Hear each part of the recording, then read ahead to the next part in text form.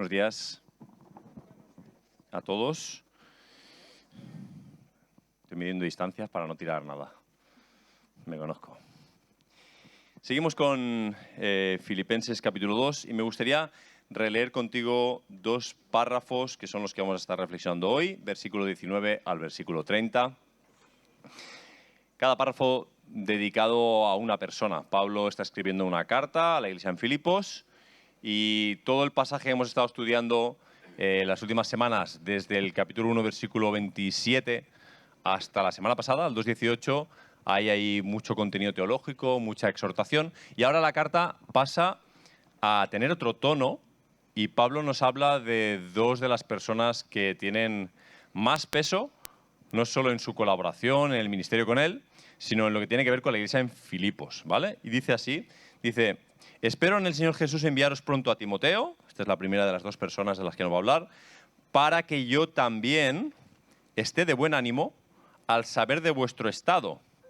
Date cuenta que él está, en el tiempo en el que estamos hablando, para que Pablo esté de buen ánimo, Timoteo tiene que ir, pero luego tendrá que volver para poder informar a Pablo de las cosas, de saber, para que Pablo pueda saber de cómo está la iglesia en Filipos, ¿sí?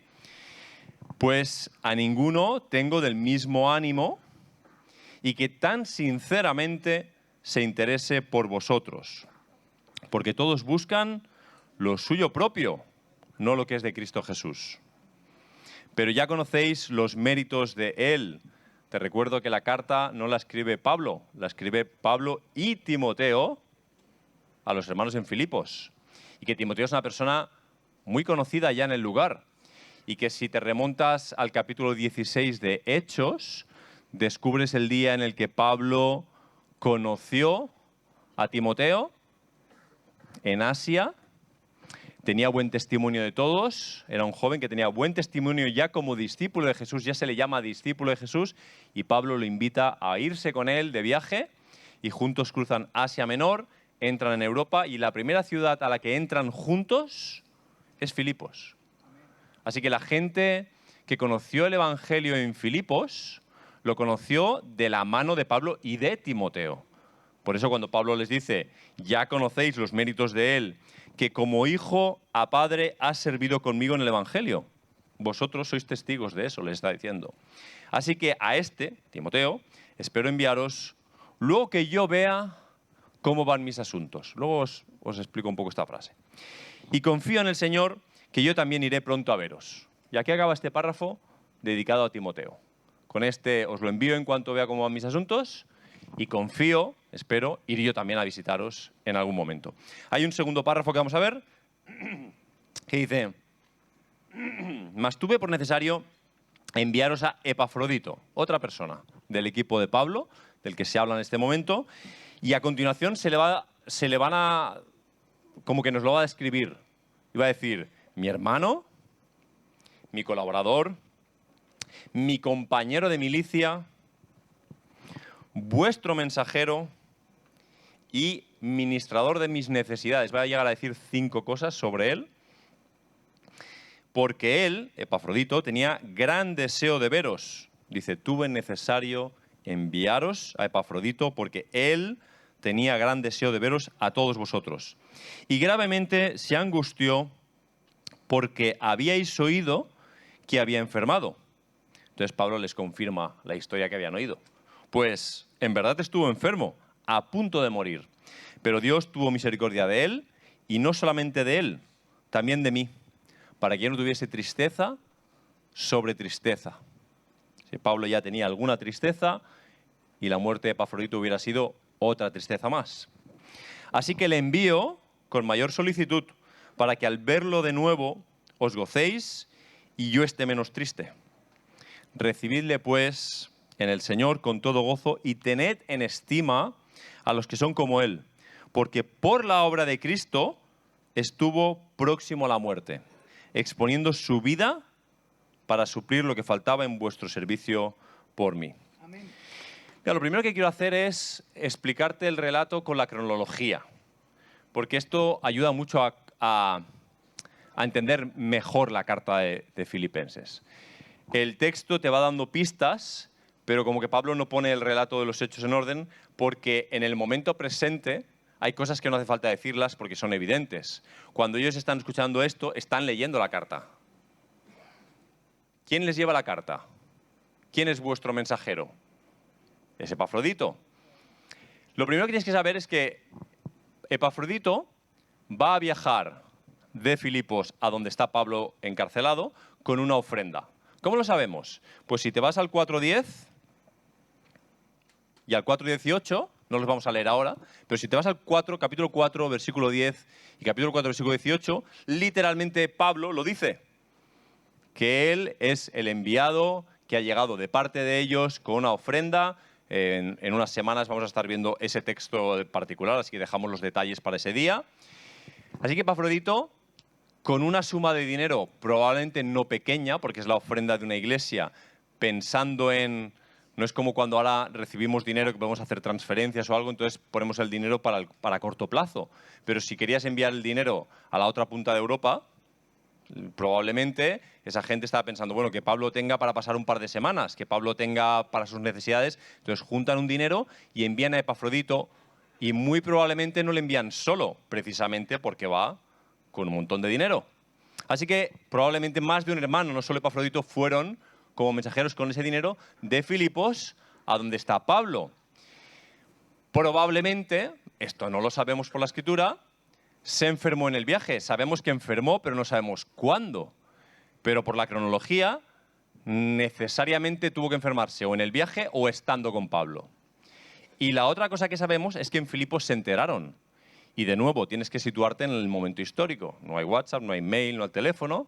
Lo que quiere decir que probablemente el equipo que iba con el dinero hacia Pablo, en ese momento, Epafrodito, en algún momento de ese, se enfermó y alguno de ellos decidió regresarse a Filipos y a informar de la situación. Ahora, Epafrodito, por las razones que sea, no nos lo dice, decidió seguir adelante.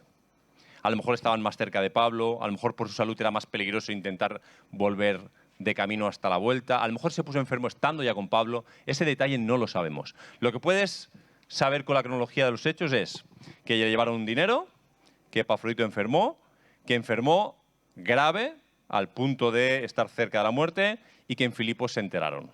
Así que cuando Epafrodito estuvo sano y se recuperó, gracias a Dios se recuperó y tenemos el dato también aquí, Pablo dice, estoy en el segundo párrafo, por necesario enviaros a Epafrodito, y fíjate que la razón principal es porque él tenía gran deseo de veros a todos vosotros.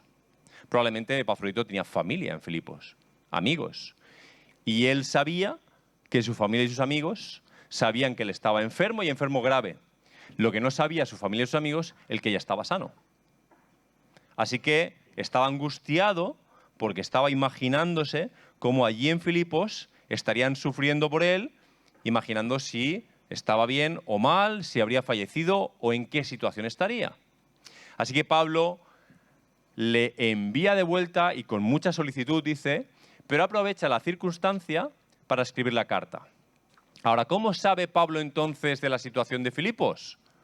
Pues es sencillo. Epafrodito y los que venían con él muy probablemente le hicieron el update actualizado de cómo estaba la iglesia en los tiempos recientes. Gente que acaba de llegar y le pueden explicar, estamos así, estamos haciendo esto, esta situación, hay una tensión con esto, lo que sea. Y Pablo, escuchando esa situación, decide escribir una carta aprovechando que Epafrodito tiene que volver. Esa es la situación cronológica. Ahora, él va a añadir, primer párrafo, que quiere enviar también a Timoteo. Si ya está enviando a Epafrodito con la carta, ¿por qué envía a Timoteo también? ¿Por qué desprenderte de tus mejores hombres, tus mejores aliados en la situación en la que estás, encarcelado, sin saber qué va a pasar? Fíjate que él va a decir, espero enviaros pronto a Timoteo para que yo también esté de buen ánimo al saber de vuestro estado. ¿Qué está queriendo hacer Pablo? Pablo está queriendo enviar a Epafrodito con una carta para que sea leída públicamente en la iglesia y tiene la expectativa, tiene la esperanza en el Señor de que la iglesia reaccione bien a esa carta y empiecen a solucionar las dificultades que, como ya hemos visto semanas anteriores, tienen que ver sobre todo con las relaciones entre ellos. ¿Recordáis lo de un mismo sentir, unánimes? Hemos ido repitiendo. Entonces Pablo espera que cuando consiga enviar a Timoteo, un poquito después, y Timoteo llegue, Timoteo se encuentra en un escenario diferente. Un escenario más sano, gente que ha reaccionado bien a la palabra del Señor, que ha empezado a sanar sus dificultades. Ahora, ¿por qué Pablo dice, os lo enviaré luego de que yo vea cómo van mis asuntos? ¿A qué se refiere? ¿A qué asunto se refiere? Si rebobinas hasta el capítulo 1, cuando Pablo está hablando de mis asuntos y vuestros asuntos, que todo el capítulo 1 va saltando de mis asuntos, vuestros asuntos, cuando habla de sus asuntos, los propios, está hablando del hecho de que está encarcelado, de que ya no está pudiendo predicar él el Evangelio fuera de la cárcel, de que otros lo están haciendo, que algunos lo hacen de buena voluntad y otros lo hacen... ¿Recordáis todo esto que lo vimos hace unas semanas? Entonces, literalmente, casi todo el mundo, hablando de este texto, dice lo que Pablo está queriendo decir en el fondo es: cuando el fallo del juez dicte lo que sea sobre mí en la cárcel, os enviaré a Timoteo. Cuando yo vea cómo están mis asuntos, cuando vea qué es lo que deciden sobre mí, os enviaré a Timoteo, y así, no solo cuando él vuelva yo sabré de vosotros, sino que vosotros así también sabéis de mí que han decidido sobre mi vida. Este es el orden un poquito de la situación. Enviar a Epafrodito porque ha estado enfermo y necesita ir, y que entregue la carta, y que la carta sea leída, y que haya sanidad en la iglesia, es lo que espera Pablo, y luego enviar a Timoteo, que no es cualquier persona. Fíjate qué va a decir de él. Muy interesante lo que dice de él. Que no hay nadie, ninguno tengo del mismo ánimo, y que tan sinceramente se interese por vosotros, porque todos buscan lo suyo propio, no lo que es de Cristo Jesús. Mira que dice cosas de Timoteo y de Epafrodito, pero dice una cosa de cada uno que deberían, si tú vienes estudiando la carta conmigo, si tú vienes reflexionando en el vocabulario y en las cosas que Pablo dice, tienes que darte cuenta de lo que está diciendo. Esa frase, ¿no te suena a nada, esto de que todos buscan lo suyo propio? ¿No te suena a nada? ¿Recordáis?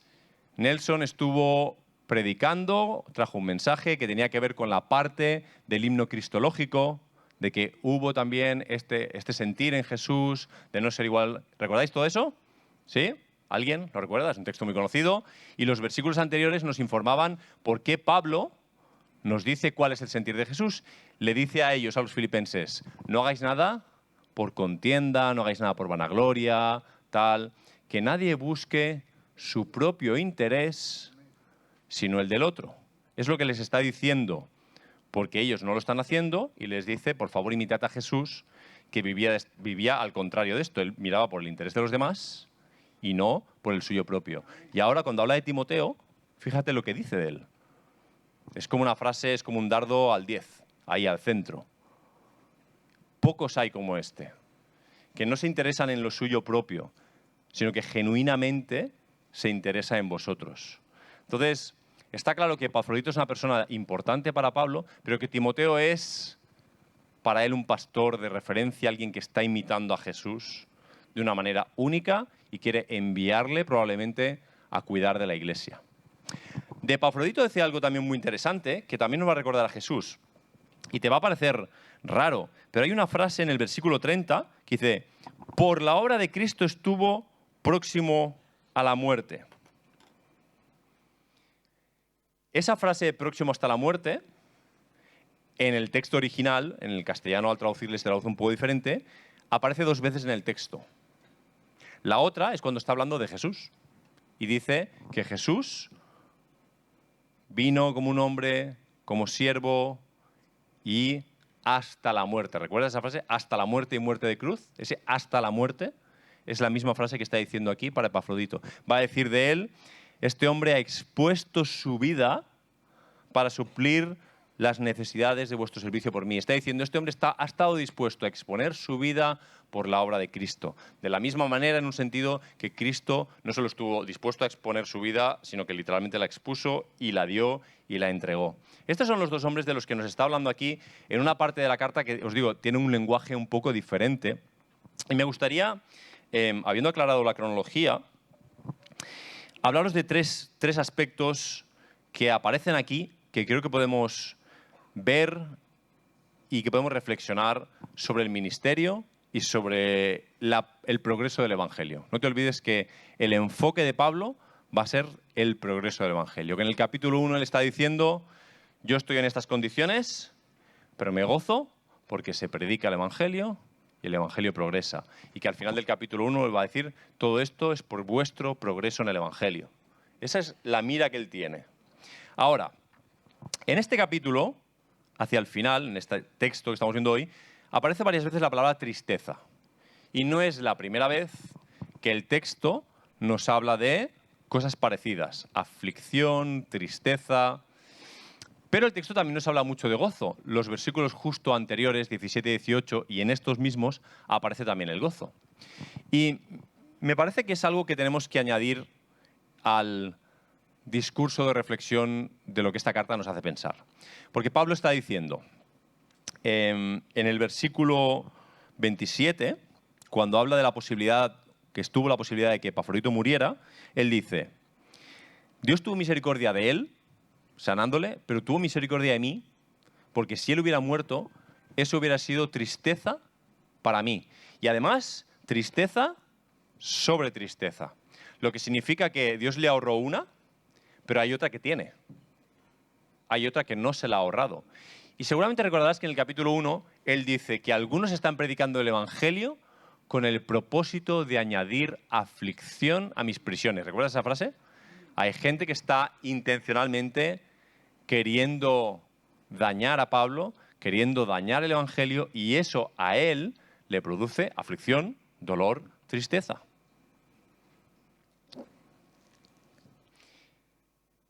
Y a veces pensamos que el gozo del Señor resuelve toda la tristeza.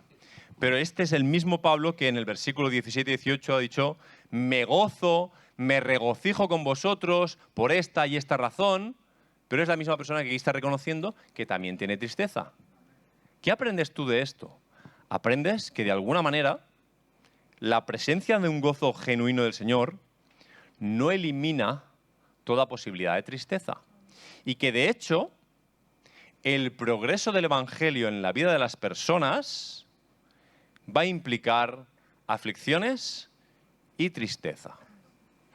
Y que resulta prácticamente inverosímil, imposible, pensar en ningún escenario, ninguna alternativa en la que tú vuelques tu vida en otras personas, como por ejemplo hizo Epafrodito, exponiendo su vida, y que eso no pueda causarte tristeza. O que, como dijo Pablo, lo vimos la semana pasada, te derrames como libación, ¿recordáis la expresión? Por la vida y la fe de otros, y eso no te cueste a ti cosas. Tú no puedes pagar el coste de servir al Señor y servir al Evangelio con lo que te sobra en el bolsillo. La única manera de servir al Señor es, efectivamente, poner tu vida de forma completa por el Señor, que implica hacerlo por otras personas. Y eso necesariamente traerá tristezas a tu vida.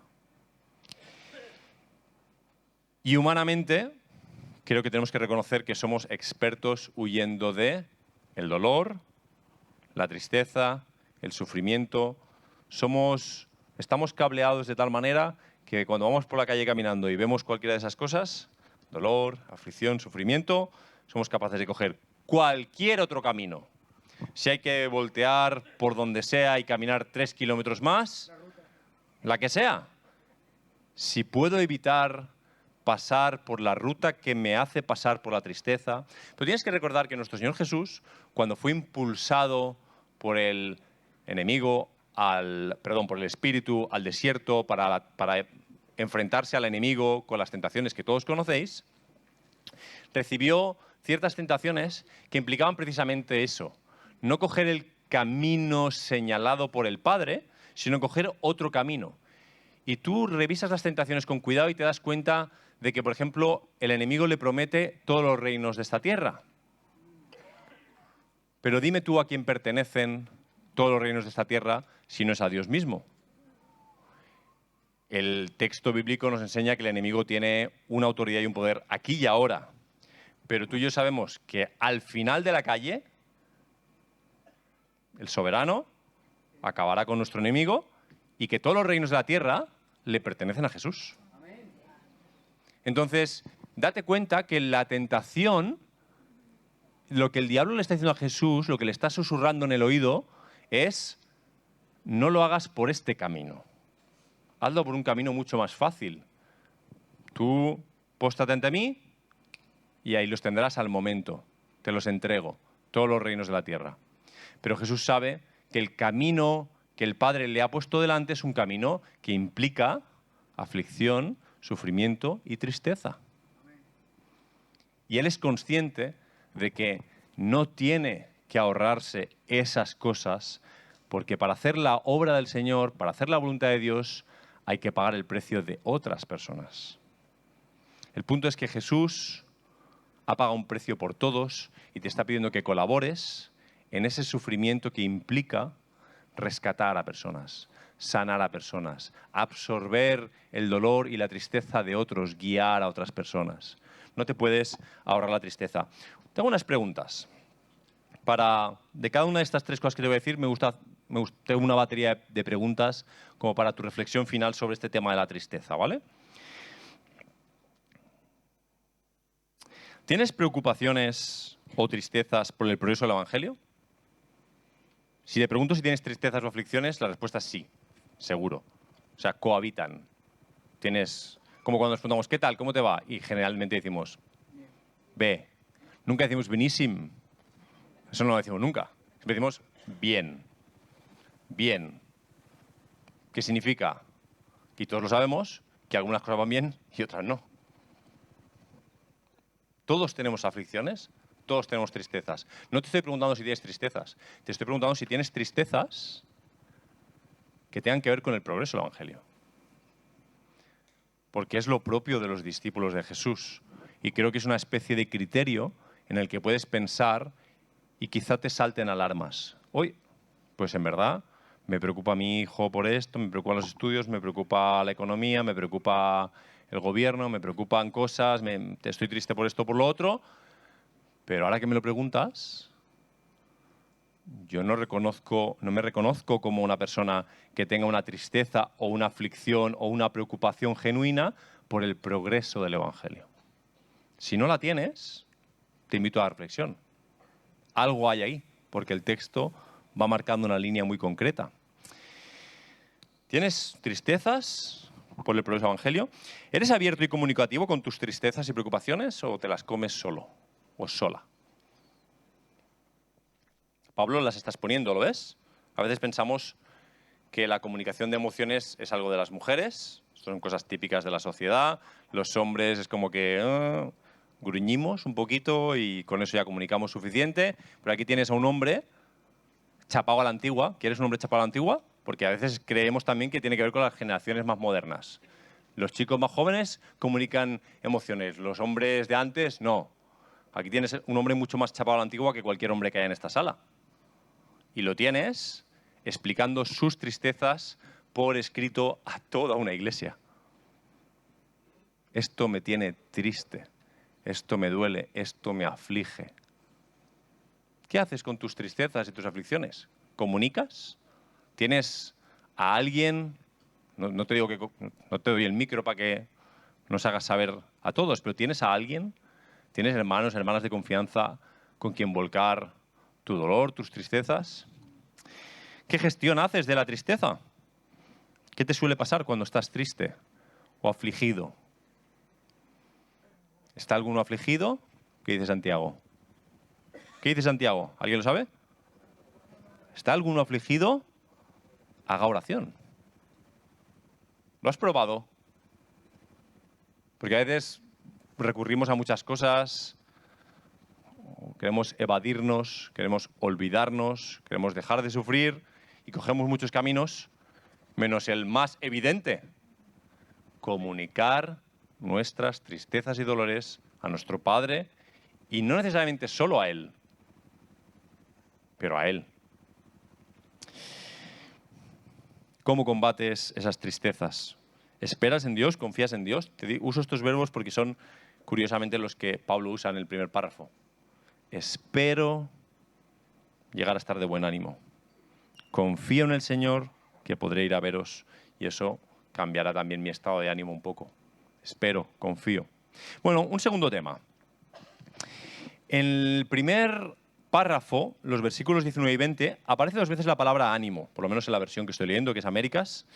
Dice que yo también esté de buen ánimo al saber de vuestro estado, pues, y pasa a hablar de Timoteo, a ninguno tengo del mismo ánimo.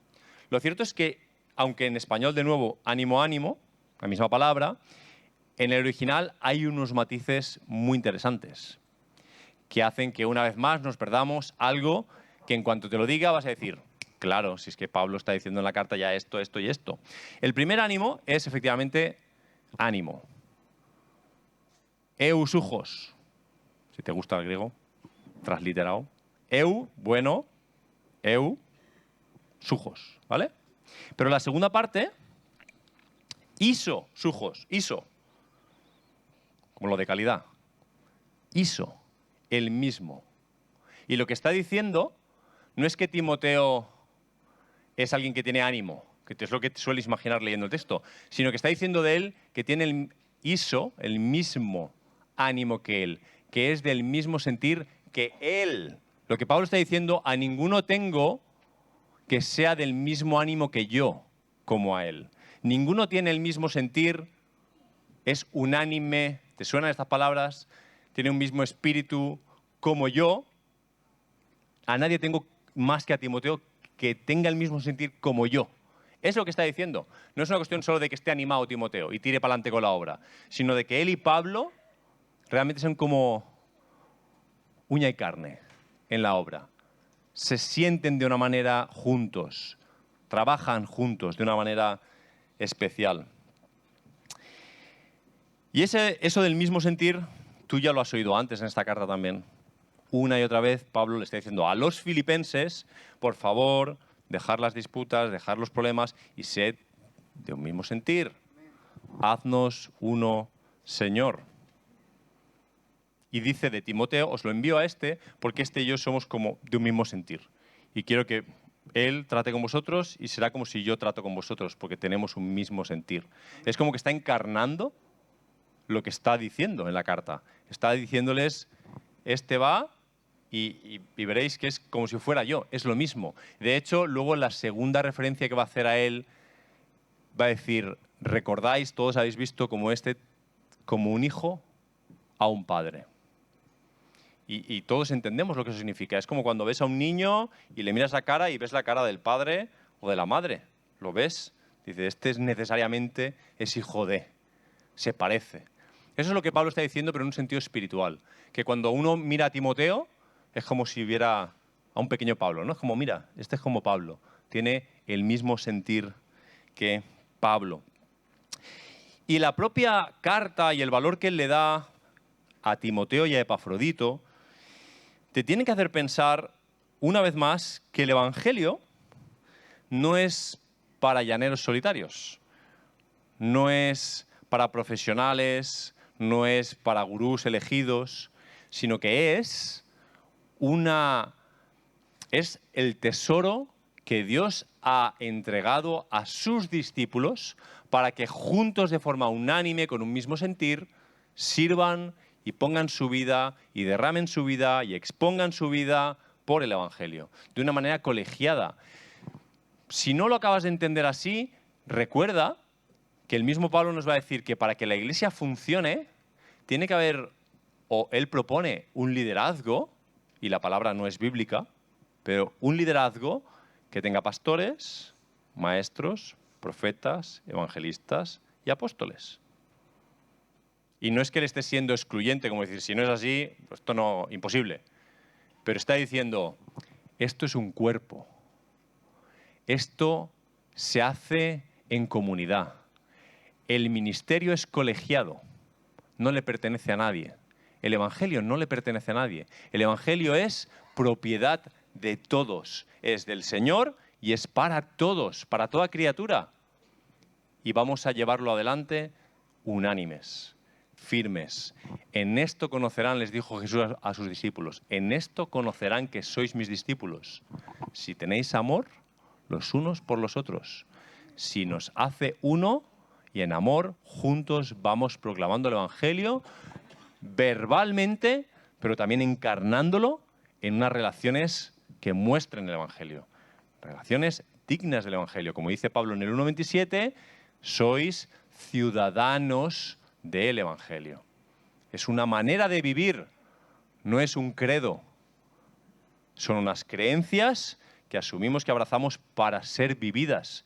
Y si no, en el fondo, es porque no las creemos. Si no las vivimos, en el fondo, es porque no las creemos. Vivimos lo que realmente creemos. Actuamos de la mejor manera que pensamos y demuestra lo que realmente creemos. Preguntas. ¿Quién forma parte de tu equipo?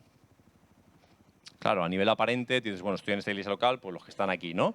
Pero piensa de una forma más concreta. ¿Qué estás haciendo tú? ¿Qué rol estás desempeñando en el Evangelio? ¿A quién estás proclamando el Evangelio? ¿A qué personas? ¿En qué ámbito te ha puesto Dios? ¿En qué contexto? ¿En qué situaciones? ¿A qué personas concretas te está pidiendo que les acerques el Evangelio? Y en esa tarea, ¿quién es tu equipo? ¿Con quién cuentas? ¿Quién sabe lo que estás haciendo? ¿Quién comparte tus tristezas en esas situaciones? ¿Con quién hablas? ¿Con quién oras por esa tarea que el Señor te ha puesto? ¿Con quién te alegras y te gozas y lloras tus tristezas? ¿Quién es tu equipo? ¿Con quién estás sirviendo? ¿Con quién estás invirtiendo tu vida para el progreso del Evangelio? ¿De quién podrías decir cosas como Pablo las dice de Epafrodito y de Timoteo? Si tú tuvieras que escribir una carta de recomendación de cristianos que dijeras, puedes confiar en esta persona, es una persona que refleja a Jesús, ¿quién sería esa persona? ¿Y qué dirías de esa persona? Y cuidado, no vale decir el pastor de la iglesia si no tienes una relación real conmigo. No, Pablo y Epafrodito eran amigos, colaboradores, habían sudado juntos, habían llorado juntos. Si tú me conoces personalmente y has tratado conmigo, tú sabrás.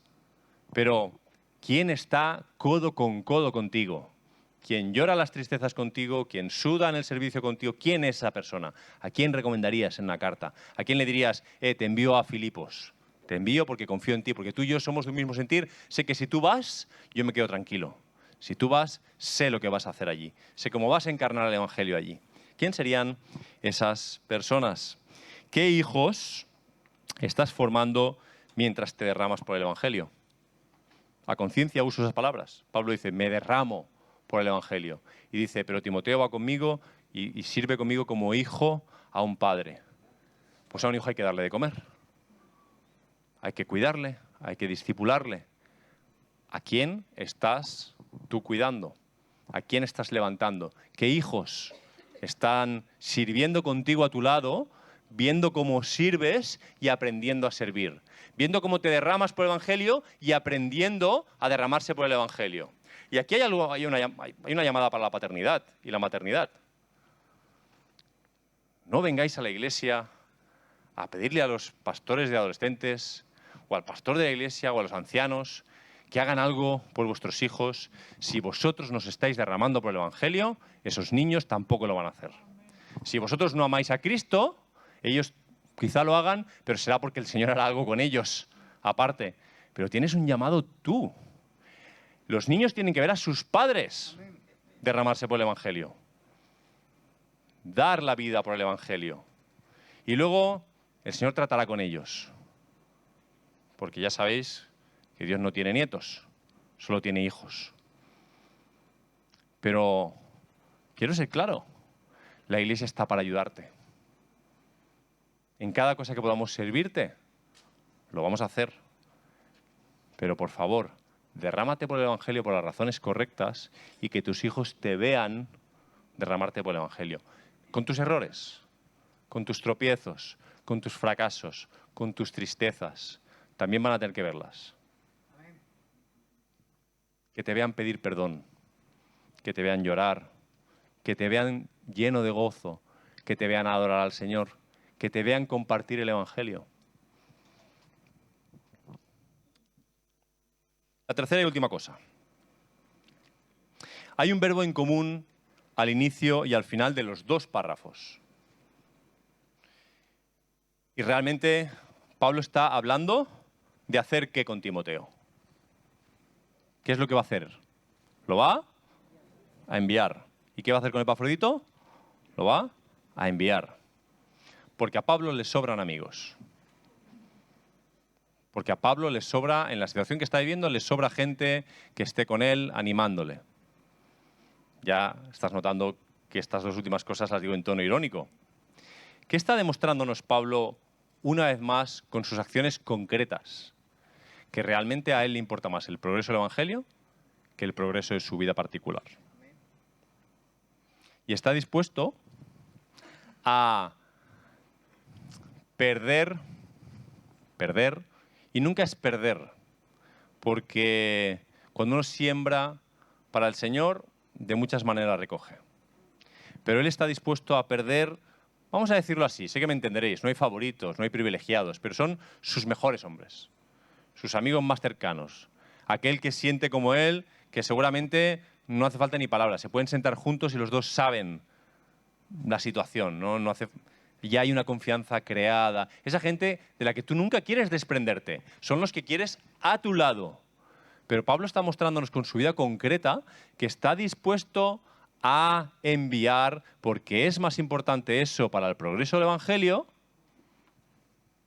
que su propia vida. Nosotros hemos tenido la experiencia aquí en la iglesia de enviar, al final, a Binisalem, a 40 hermanos, hermanas, muy queridos de esta iglesia local. Y muchos, por tiempo, ahora ya estoy fuera ya. Pero muchos, por mucho tiempo, hemos llorado la pérdida. De alguna manera, os echamos de menos vuestra presencia, vuestros dones, me miro así porque estáis regados por aquí, vuestro cariño, lo que aportáis a esta iglesia local.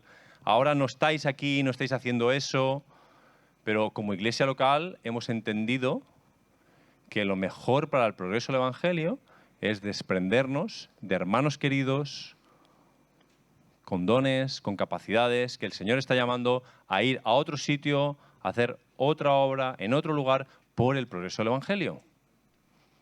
Y espero que no sea la última.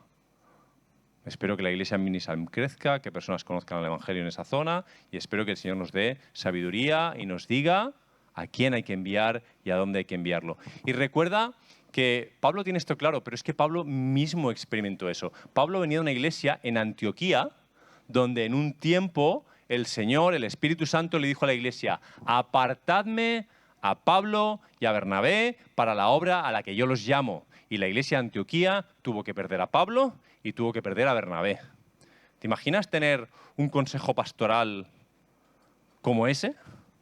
¿Sabes cómo estaría la iglesia en fuego ahí, todos felices, contentos, daba igual quién predicara, quién cantara, gente muy competente, gente en el Señor, centrados, fieles a la palabra, encarnando, viviendo la palabra, y de pronto el Señor de la palabra, dice: estos dos tienen otras cosas que hacer.